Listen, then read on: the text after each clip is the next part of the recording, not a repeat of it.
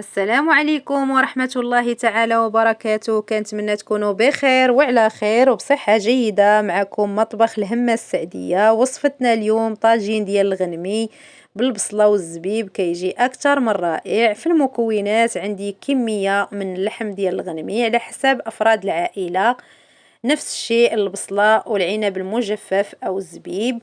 عندي 2 فصوص ديال الثوم مهروسين مع 2 معالق كبار ديال الربيع. انا ديجا كان عندي في المجمد بين القزبر والمعدنوس.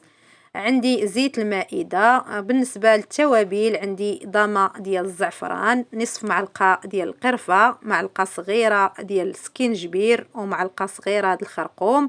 بالنسبة للملح والابزار كيبقاو على حسب الذوق.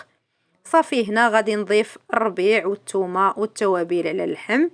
غادي نقطع واحد البصله رقيقه فاش يتقلى ليا اللحم. غادي نضيف نصف كأس ديال الماء مع ربع كأس ديال زيت المائدة. صافي وغادي نغطي عليه ونديه يتشحر. بعد ما تشحر ليا اللحم غادي نضيف الماء غليان اللي غادي نمرق به. صافي وغادي نسد عليه حتى يطيب ليا واحد نص طيبه. ومن بعد غادي نضيف عليه البصله اللي قطعتها دواور او طرونش. صافي هنا راه طاب نص طيبه. غادي نضيف البصل ونضيف العنب المجفف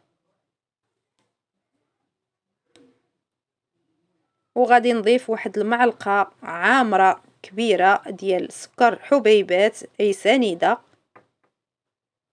ونضيف قليل من القرفه على الوجه.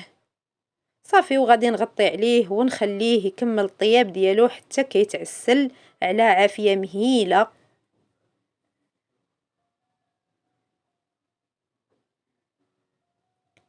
صافي بعد ما طاب لينا هذا هو الشكل النهائي ديالو. كيجي لذيذ بزاف اكثر من رائع. قدمته مع هاد الشليضه هكا فخيش. كنتمنى يعجبكم.